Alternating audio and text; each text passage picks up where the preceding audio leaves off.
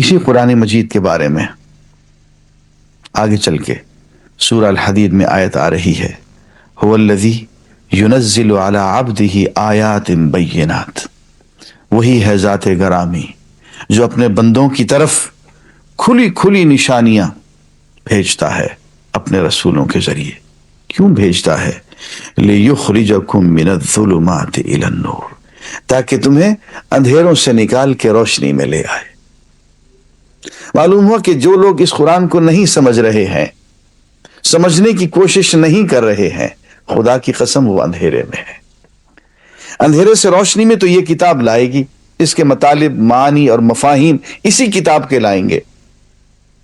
جب تک یہ کتاب ہماری زندگی کا، ہمارے جان و دل کا، ہمارے رگ و پے کا حصہ نہیں بنے گی، ہم لوگ روشنی میں نہیں آ پائیں گے۔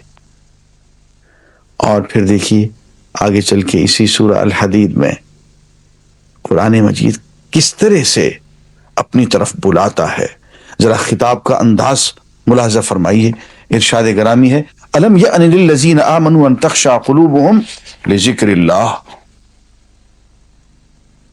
کیا ایمان لانے والوں کے لیے ابھی وہ وقت نہیں آیا کہ ان کے دل اللہ کے ذکر سے پگھلیں اور اس کے نازل کردہ حق کے آگے جھکیں، اور وہ ان لوگوں کی طرح نہ ہو جائیں جنہیں پہلے کتاب دی گئی تھی، پھر ایک لمبی مدت ان پر گزر گئی تو ان کے دل سخت ہو گئے، اور آج ان میں سے اکثر فاسق بنے ہوئے ہیں۔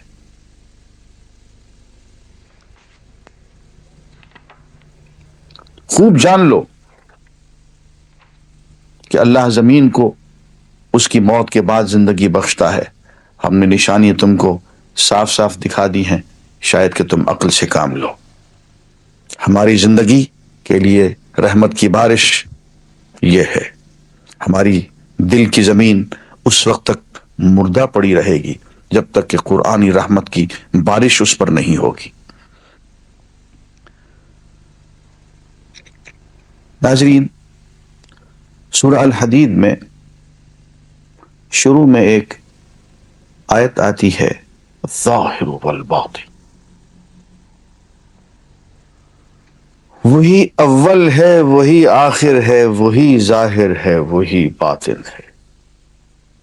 اور پھر آگے چل کے کہا وَهُوَ مَعَكُمْ أَيْنَمَا كُنْتُمْ، تم جہاں کہیں بھی ہو وہ تمہارے ساتھ ہوتا۔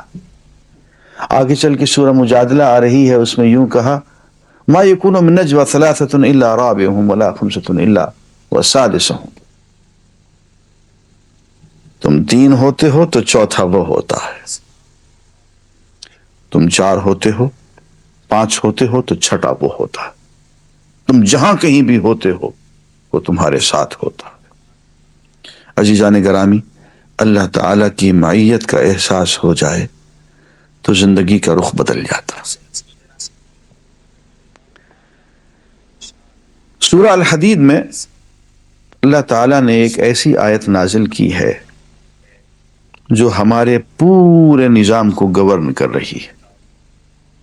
آیت کے الفاظ پہ غور کیجئے، لَقَدْ أَرْسَلْنَا رُسُلَنَا بِالْبَيِّنَاتِ، ہم نے اپنے رسولوں کو بھیجا کھلی کھلی نشانیاں دیکھے، دلائل، براہین، معجزات دیکھے۔ جو شخص بھی آنکھیں کھول کے دیکھے گا اس کو پتہ چلے گا کہ یہ اللہ کا رسول ہے۔ رسول بھیجے، اور کیا بھیجا؟ وَأَنزَلْنَا مَعَهُمُ الْكِتَابَ وَالْمِيزَانَ، کتاب بھیجی، رسول، کتاب، اس لیے کہ رسول کی عملی زندگی اس کتاب کے مطابق ہوتی ہے، وہ کتاب کی عملی تشریح ہوتی ہے، وہ اس کتاب کا استاد بھی ہوتا ہے، اس کتاب پہ چل کے دکھاتا ہے، اس کتاب پہ عمل کرواتا ہے۔ میں نے پہلے درس میں کہا تھا کہ انسان کی سب سے بڑی اور سب سے پہلی ضرورت جو ہے وہ رسول اور کتاب ہے، کتاب اور کتاب والا۔ جو اہدنا الصراط المستقیم صراط الذین انعمت علیہم، پہلی جگہ صراط سے مراد کتاب ہے، دوسری کی کتاب صراط سے مراد النبیین والصدیقین والشہداء والصالحین، ان کا راستہ ہے۔ تو دو چیزیں، تیسری چیز والمیزان، ہم نے میزان بھی اتارا تاکہ اس کتاب کے مطابق تم عدل کے ساتھ فیصلہ کرو، لیقوم الناس بالقسط، تاکہ لوگ انصاف کے مطابق زندگی گزارے۔